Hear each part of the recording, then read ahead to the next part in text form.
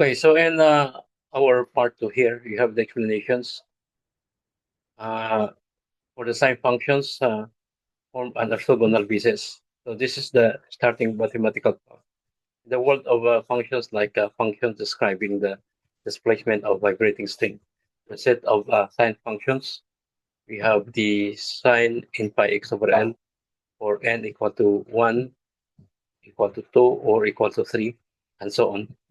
So it forms a complete orthogonal basis from the interval 0 to L. This means orthogonal, the integral of the product of two different sine waves over the interval is 0. So the integral of the uh, product of sine in pi x over L and sine in pi x over L is equal to 0 if n here is not equal to n. Then we have the pieces. Either will behave functions f of x defined 0 to L can be written as a unique sum of these sine functions. So f of x here is equal to the sum of the infinite sum of the e sub n and the product of e sub n and sine in pi x over L. So this is a Fourier sine series. So we have the boundary geometry fixes the pieces. So the specific shape of your domain, the type of boundary condition determine which orthogonal pieces that you use. We have example here, vibrating string of length L is fixed at both ends. So if x equal to 0, u here is equal to 0. If x equal to L, u is equal to 0 here. So the boundary geometry forces the solution to be built from functions that are 0 at x equal to 0 and at x equal to L. So the sine functions, sine n pi x over L, naturally satisfies this. You would not use cosine here. So we have the different geometry here. So if the boundaries were insulated a different type of conditions, the cosine spaces might be the natural choice. Since the derivative of sine here equal to cosine, so it can be it is the Neumann boundary conditions. So the boundary geometry selects the appropriate orthogonal family, sine, cosine, Bezier function, the Schiller polynomial for the problem. We have the boundary data fixes the boundary data fixes the coefficient. So once you know the pieces in pi x over L, the specific initial or boundary data tells you exactly how much of which basis function is in the solution. It determines the coefficients E sub n. So we have example here at time t equal to 0, you plug the string into a specific shape. So time equal to 0, so this becomes a function of x. So to find the coefficient A sub n, you use the orthogonality property. Example, A sub n here is equal to 2 over L times the integral of the product of f of x and sine in pi x over L. So the data f of x here is thus encoded into the set of numbers A sub 1, A sub 2, A sub 3, and so on. PDE reduces to algebra via orthogonality. This is the magic step and the main payoff.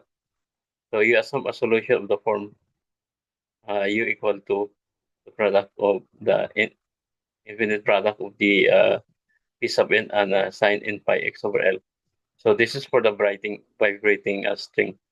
Coefficient become time-dependent functions. So v sub n here as a function of time. So you plug this series into the PDE, the wave equations. Because the PDE here involves a derivative and the derivative of a sine is cosine and back to a sine. Each term, so in sine in pi x here, in pi x over L, essentially factors out. So when you plug in and use orthogonality, the PDE, which is a differential equation for the functions u as a function of x and time t, splits into infinite set of time simple independent ordinary differential equations for each coefficient functions. So v sub n as a function of time. So solving this ODE, which is often simple algebra in the frequency domain, is trivial compared to solving the original PDE. To solve for each v sub n as a function of time, and then sum them all up to get the full solutions. So we have the simple analogy here. Think of representing a vector in 3D.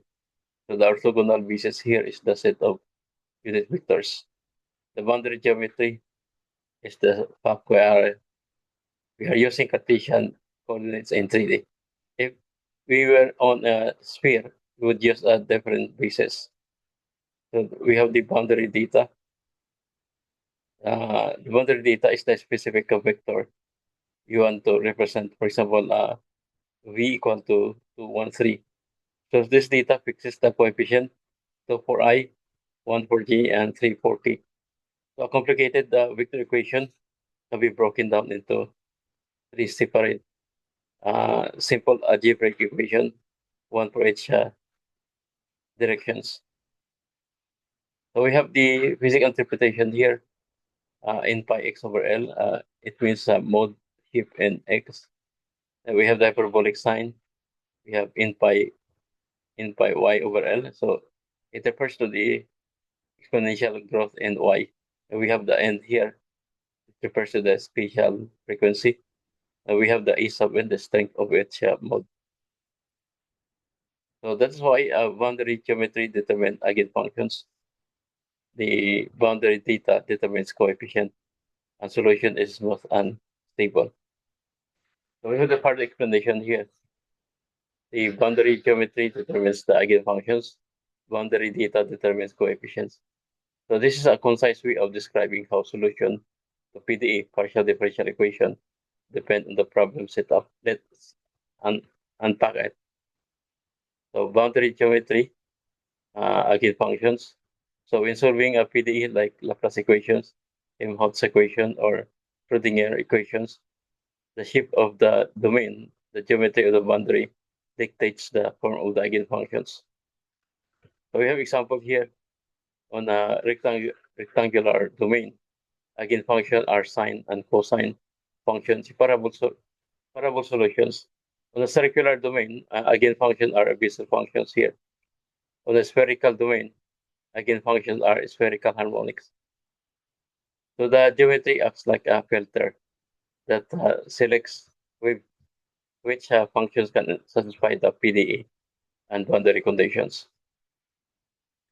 So the boundary data as coefficient. So once the eigenfunctions are determined by geometry, the specific boundary condition or boundary values, the Dirichlet's Neumann mix determine the coefficient in the expansion of the solution. So suppose you solve Laplace equations here inside the circle, the eigenfunctions are fixed Bessel function plus angular harmonics.